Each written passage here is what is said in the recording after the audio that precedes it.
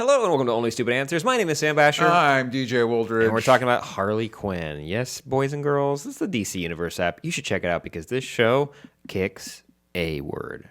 Not swearing yet, even though this show swears more than I ever have in a year. We're talking about episode 7, The Line. Desperate for her crew to have some evil oomph, Harley breaks the Queen of Fables out of prison only to find that the storybook-themed villain is maybe a little too evil for her tastes. Now Harley has to extricate herself from Fables without leading to the destruction of her crew. This episode's great. Yes. Very funny. Yes. Side plot that we'll get out of the way quickest. Poison Ivy and Kite Man try to go on a couple date nights. Good 69 jokes. It seems like they've been seeing each other since episode 2. Good. Yes. And Kite Man, obviously, for so many obvious reasons, very into it, very invested. I totally get it. He's really bringing his A game. Yeah, I'm a fan of Poison Ivy as well. I get why he's doing that. Poison Ivy, not so keen on the whole Kite Man situation. Looks like a 1940s also wife having an affair with her husband's boss. Yeah. Which I get. I like that I did not read Tom King's run where he did not create Kite Man, but he's been investing in Kite Man as a character. Kite Man's usually just been there to die in a lot of other stories. A lot of big crossover events like Infinite Crisis or Final Crisis. Yeah. He's just dead. Yeah. He's like, we were just talking about Tom Taylor's Suicide Squad run. He's the cavalier in those situations. But here we get to see he's very much a bro. But I like that it's like he's not a bad guy. He just is what he is. He's a loser. He's a loser. He is a loser. He is a loser. It's crazy because you have the power to control all plant life, and I have the power of a kite. Yeah.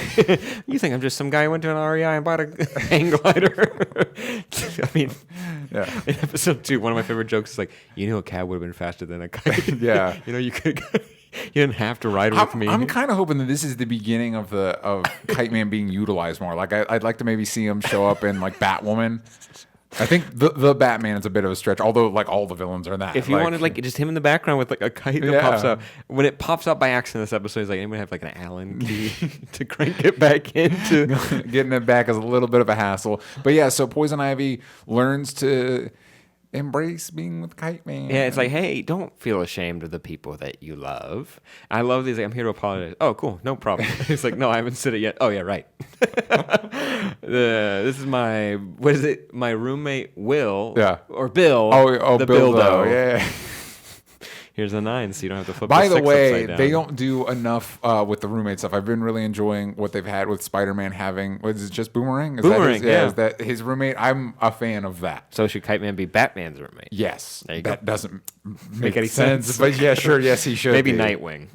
That would actually be really good. I think he'd be good for like Jason Todd or somebody with a temper. Yeah, listen. You know what? You know another underutilized character that I'm starting to discover that I really like. Hawk.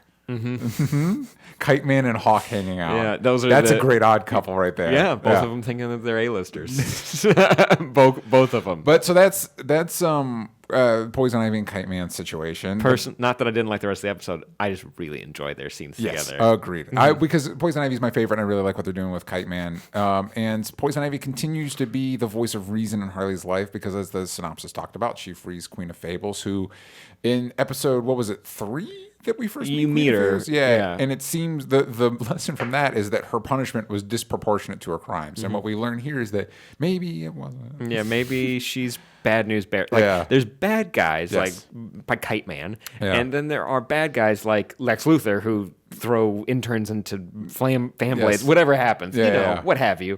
There are bad guys, and then there are bad guys. Yes. And Harley's not a bad person. By the way, if you want some good Lex Luthor stuff in the comics, I recommend checking out Wonder Twins because I like how he's utilized specifically in that. It's very funny in that, and also it feels very true to life. But we get a very clear example of just how bad she is by we don't have to explain the plot to you, but it's fun to kind of like talk our way through it. The Praxis family reunion and jamboree. It's an opportunity. Annihilated. It's an opportunity for the creators of the show to pull into the deep bench of DC characters and pull out. Was it Jason Praxis? Jason Praxis, who, by the way, I think in the comics does not have electrical abilities. We were looking it up. He kind of does, but it's also like you said, like teleportation. In telekinesis. Teleportation, telekinesis. Listen, he's not going to pop up. It doesn't matter what he can do. In this show, he can do electricity powers. Such a good joke. That's like, yeah, I saw a little girl, saw her ponytail. Like, oh my god. And he's full. You mentioned this when we were watching, full 90s. That is 100. They wanted to like, okay, so she thinks it's a kid, so she sees a ponytail. There's got to be a character with a ponytail. We got to be able to pull one, and they found Jason Praxis. And I like that we even get his family was murdered by Queen of Fables, and then he threw himself in an electrical fence. And he got electrocuted. This is why you always kill the bloodline. And I like the line where they're trying to steal a weather machine that nobody else could. Sinestro couldn't even. Gorilla Grodd couldn't. So King Shark's like, okay, so if they definitely couldn't do it, we shouldn't even get close to attempting to do it. Doesn't matter. We're going to do it anyways. Cord Industries gets a shout out. Star Labs, all the cool stuff. Ding dong. Hey, guys, there's new stuff coming to the Comedy Store. Sorry about that. Snap. Chris D'Elia's coming to the Comedy Store. Yeah, they do pull it off, though, thanks to one of Cinderella's mice. Yeah. Where he's going to probably die of lung cancer if he keeps inhaling in one breath full-size human cigarettes, unfiltered. So Queen of Fables' ability is that she has a magical book that she can pull fairy tale characters out of to do her bidding. Humpty Dumpty. The Humpty Dumpty is a great joke. The mouse is a good joke, but I think my favorite is when the birds pick her up and she like flips them off as she's flying away.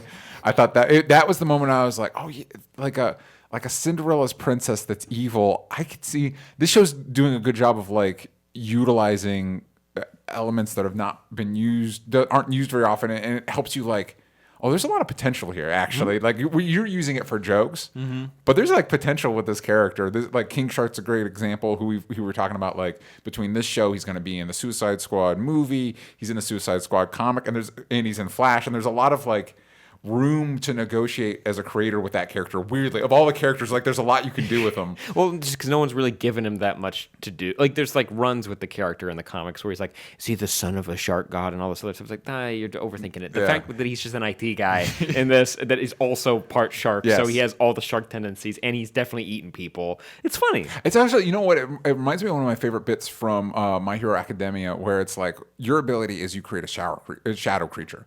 Why is your head a bird? That doesn't matter. That's unrelated to anything that I've got going on. Also, don't correct us in the comments, but I don't care enough. I don't care enough if there's a reason why he's a bird head. I don't. It's part of his power. That's enough. Enough's enough. That's a good point. But yeah, as this goes on, we find out, God damn, Queen of Fables really sucks. Yeah, she was better as a book. Yeah, as the tax code. Yeah, but now she's out there, and she definitely ends the bloodline at the end of the episode. That might interesting way to start 2020. That is the most violent thing I've seen of late. Yeah, I get that Harley makes a big deal about not crossing lines, but I think Queen of Fables is a line you can cross. It's like, maybe we're better off without you. She's giving you plenty of examples of where you can cross the line. It's like, oh, you're still letting me go? Like, I told you it's going to happen. And I like at the end of this episode, they don't like, there's no like gimmies. Like, she's not going to forgive Harley specifically for this. She's just leaving now, but came back for Jason Praxis. Yeah, he almost got to live his life. He almost was free to go. And it's interesting because we kind of set up for a show like this that's very clearly a comedy, that you set up recurring antagonists, because I feel like Queen of Fables is left with the possibility of being a recurring antagonist. Obviously, we have Joker; he's a big one, and Batman, kind of, and just. As Batman. These are the way things go. You know what I mean? So I like that, and I think that's interesting. And obviously, Wanda Sykes is great. So I keep having her back. She's having a blast. Yeah. I'm glad. It sounds like all the voice cast is having a lot of fun. Agreed. Clayface. Alan Tudyk is Clayface. Is really having a lot of fun. And Ron Fuchs as King Shark is great. Is a gem. Yeah, it's delightful.